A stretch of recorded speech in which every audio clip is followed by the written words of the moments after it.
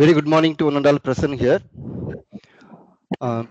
Today we have a webinar session by our beloved principal sir by identifying intellectual property component at the early stage of innovation. So we people are in the stage of deciding our design and fabrication project titles. So definitely this session will help you how to convert your D&F project into patents. So now I request our principal sir to start the session. Thank you, sir.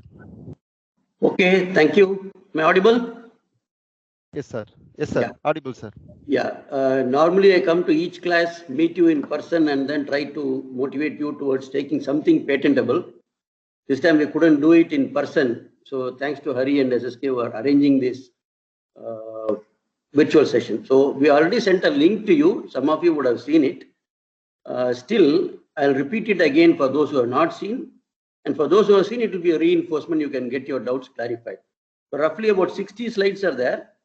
We'll quickly run through it and then we'll take some questions from you. The whole objective is at the end of design and fabrication, we would love to see each project getting patented. That is our ideal wish. So let's go through it.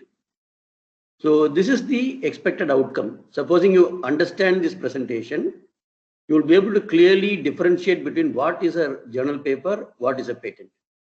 And you'll be able to understand how to search patent literature, which means what else has happened till date, you can find out.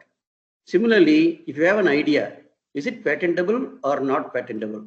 If you have a product, is it patentable or not patentable? So those things you'll be able to evaluate. Then having known all these, you can definitely choose to go towards patent. So that is the idea.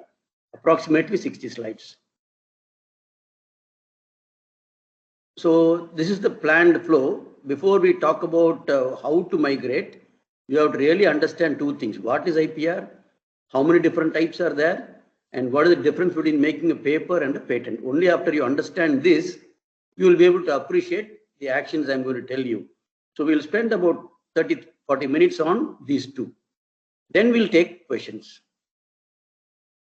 So first, in IPR, there are so many types. What is an IPR? Why should you take an IPR? Different types. What is an IPR? It is intellectual property right.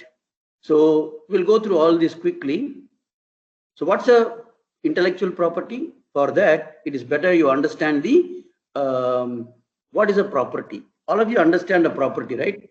You have to register it with a higher authority, with a government authority. For that, you have to define your boundaries. We call it a sakubandi on all the four borders. Whose house is there on the east, whose house is there on the west, etc., etc., has to be defined.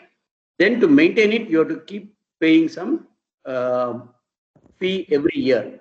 If somebody encroaches, you can go to the court and get benefited. So this is what we are actually trying to see. The same way, if I look at an intellectual property, it is the same, exactly the same.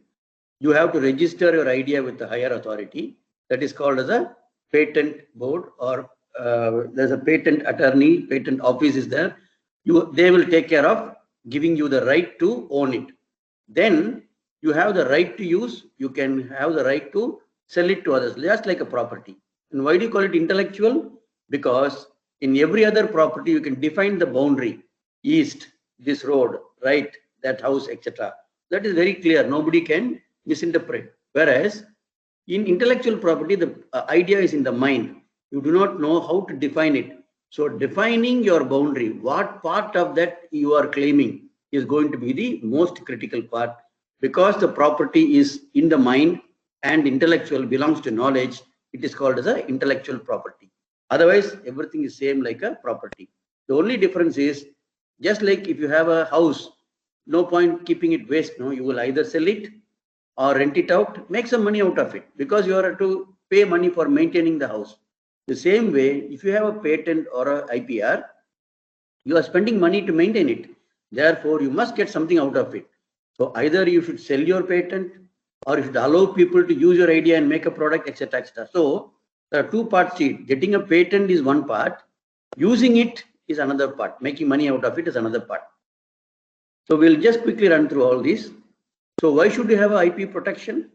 Supposing I have a method of cancer curing. If I keep it to myself in order to make money, then the public is not getting benefited. I cannot reach everyone. On the other hand, if I make it open, I lose the money for having inventory.